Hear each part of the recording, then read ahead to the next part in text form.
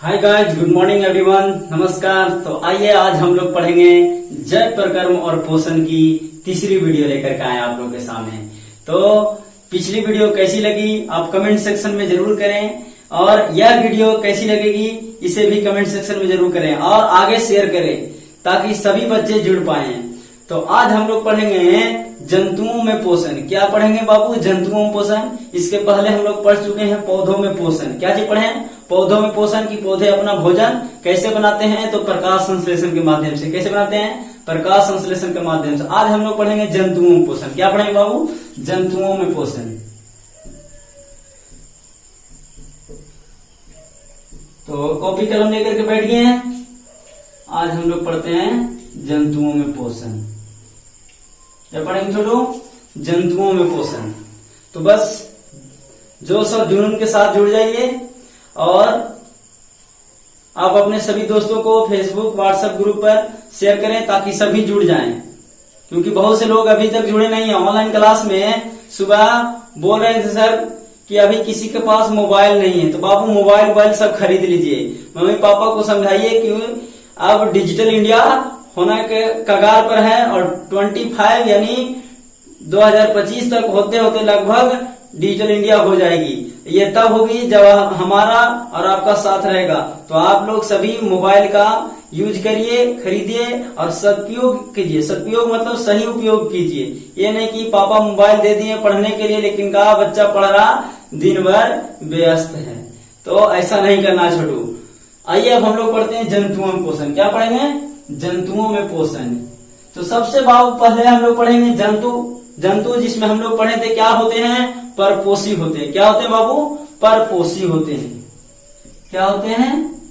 परपोषी यानी जो अपना भोजन बनाने के लिए किसी न किसी दूसरे जीवों पर आश्रित रहती है। किसी न किसी दूसरे जीवों पर क्या रहती है? आश्रित रहती है।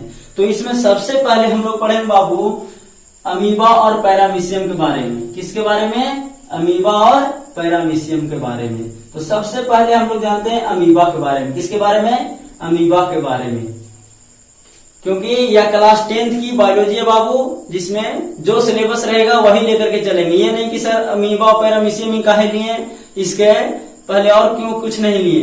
तो ऐसा नहीं समझना बाबू, क्योंकि जो सिलेबस है वही कंप्लीट कराना। क्योंकि लॉकडाउन की वजह से बहुत से लोग कंप्लीट नहीं कर पा रहे हैं सिलेबस को। तो आइए हम लोग सबसे पहले जानते हैं अमीबा के बारे में। क्या जानते हैं बाबू? अमीबा के बारे में। अमीबा होती क्या है?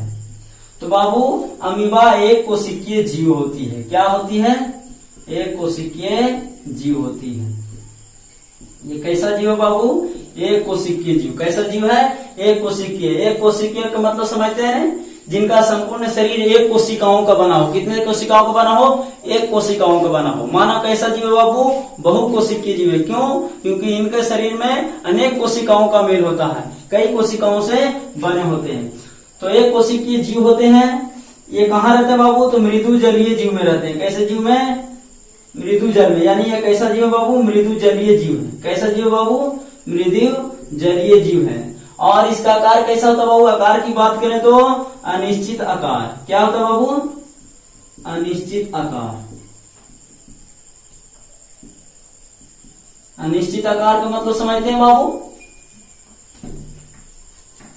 तो अनिश्चित आकार का मतलब होता है बाबू जिसका कोई आकार निश्चित ना हो, कभी हमेशा समय के अनुसार इसका आकार बदलते रहेगा। क्या होता रहेगा? बदलते रहेगा। इसका भोजन क्या है बाबू? भोजन क्या है बाबू? भोजन के बारे में बात करें तो इसका भोजन क्या है? इसका भोजन क्या है बाबू? शैवाल के छोटे छोटे टुकड़े हैं। शैवाल के छोटे छोटे टुकड़े। ये भोजन क्या करता है बाबू? शैवाल के छोटे छोटे टुकड़े। और क्या बाबू? डाइटम इत्यादि, ये सब इसके भोजन है। तो इसके आकार अब हम देख लेते बाबू इसका आकार कैसा होता है। इसका आकार एकदम सरल, एकदम आसान है। क्या बाबू? एकदम सरल आसान है। आप कैसे भी बाबू एक डिस्को डांस लाइन खींच दीजिए। क्या खींच दीजिए बाबू? एक डिस्को डांस लाइन। यह क्या हो गया बाबू? अमीबा का आकार हो गया। जरूर नहीं कि निश्चित है बाबू, इस प्रकार के भी खींच सकते हैं। यानी जिस प्रकार की रचना आपको आती है उस प्रकार की रचना खींच दीजिए, सबसे झकास हो जाएगा एकदम चित्र।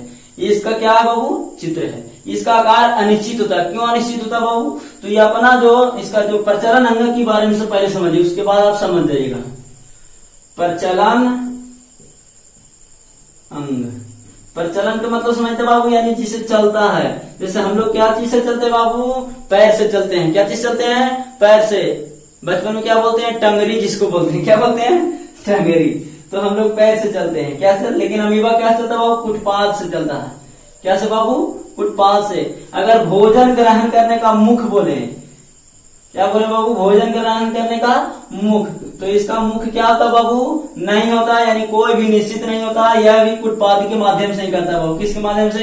कुटपाद के माध्यम, यानी शरीर के किसी भी भाग से कहें तो, शरीर के किसी भी भाग से, शरीर के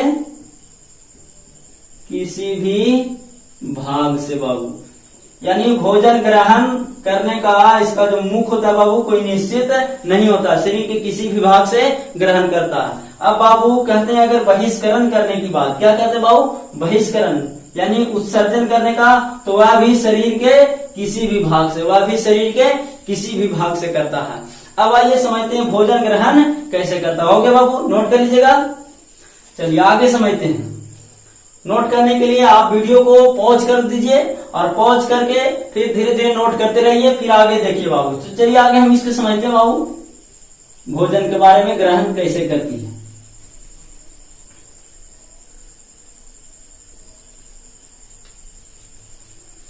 तो बाबू ये अपना भोजन ग्रहण करने के लिए, अपना भोजन ग्रहण करने के लिए अपने उत्पादों को भोजन की ओर बढ़ाते जाता है। जैसे मान लो बाबू यहाँ पर भोजन है। क्या है बाबू? भोजन है। ये क्या है बाबू? भोजन।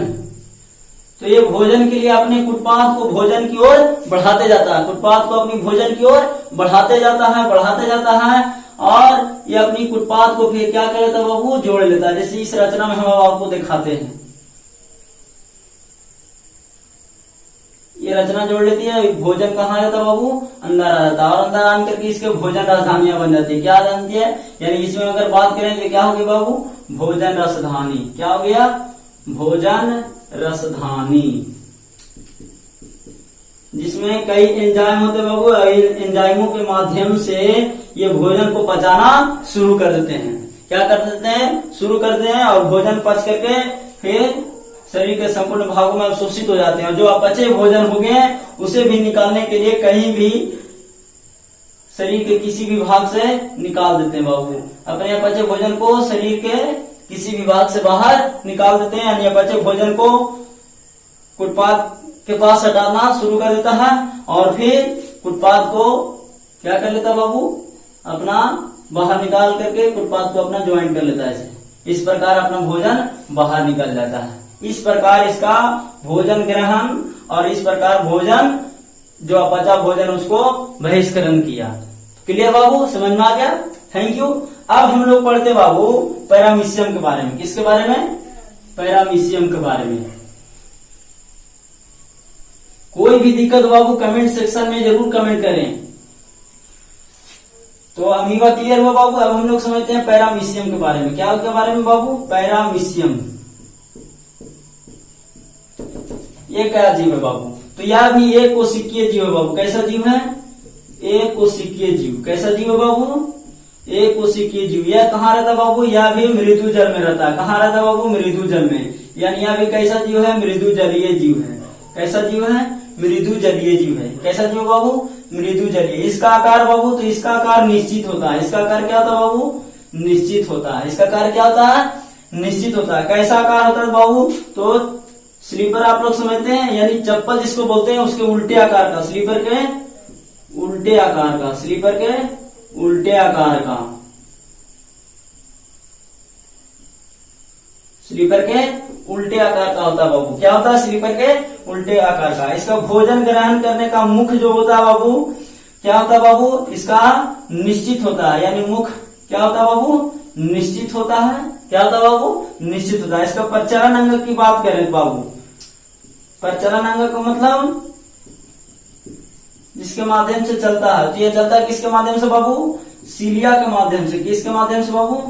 सीलिया के माध्यम से। किसके माध्यम से चलता है? सीलिया के माध्यम से। यानी इसमें भोजन ग्रहण करने का और भोजन बहिष्करण करने का एक प्रमुख अंग होता है। क्या होता है? एक प्रमुख अंग होता है। अब आइए इसके चित्र के माध्यम से हम लोग समझते हैं।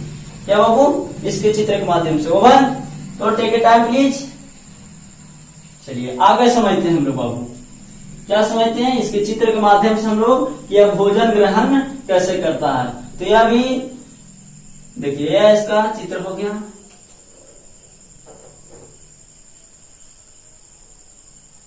ये क्या हो गया बाबू? इसका चित्र हो गया। और इसमें क्या होते हैं? सीलिया होते हैं।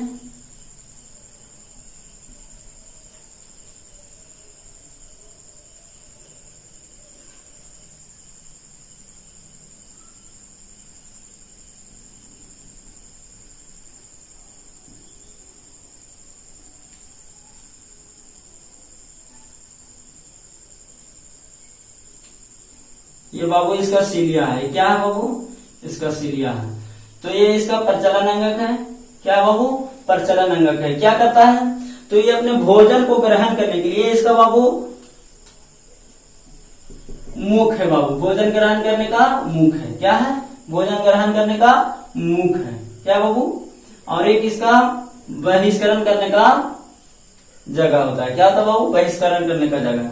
तो ये अपने भोजन को क्या करता है? सीलिया की सहायता से, इसी के माध्यम से चलता है बाबू। किसके माध्यम से? सीलिया के माध्यम से। ये क्या है? सीलिया। क्या है बाबू? सीलिया। तो ये भोजन को सीलिया के माध्यम से घसकाते घसकाते कहाँ लाता है बाबू? मुख के पास। कहाँ लाता है बाबू? मुख के पास। और मुख के बाद इसको भोजन को अवशोषित कर अंदर मिलता है जो भोजन राजधानियों में, और एंजाइम के माध्यम से भोजन का पाचन शुरू हो जाता है और जो अपचा भोजन उसे बाहर निकाल देता है। ये क्या हो गया बाबू? भोजन रसधानी। क्या हो गया बाबू? भोजन रसधानी। तो इस प्रकार हम लोग देखें कि एक कोशिकीय जीव अमीबा और पैरामीशियम में किस प्रकार पोषण हुआ। अब हम अगले वीडियो में लेकर के आए, आप लोग आएंगे लेकर के कि मानव यानी मनुष्यों में भोजन का पाचन कैसे होता है। तो हम लोग पढ़ेंगे पाचन तंत्र किसमें? मनुष्यों में। तो हम आपसे आशा करते हैं कि इस वीडियो को काफी ज्यादा शेयर करेंगे, और जो भी दिक्कत बाबू कमेंट सेक्शन में जरूर करना, वीडियो को लाइक जरूर करना, और हमारे चैनल जो नाम है बिंदु सर गया, बिंदु सर गया, आप YouTube पर जाकर के बिंदु सर गया सर्च कीजिए, हमारा फोटो आ जाएगा बाबू। उसको लाल बटन का सब्सक्राइब करना, बगल में बेल आइकन होगा दबा देना, ताकि कोई भी वीडियो डालेंगे बाबू तुरंत आपके पास नोटिफिकेशन में चली जाएगी, जिससे आप तुरंत देख सकें या कोई कोर्स छूट ना पाए। Thank you, thank you, thank you.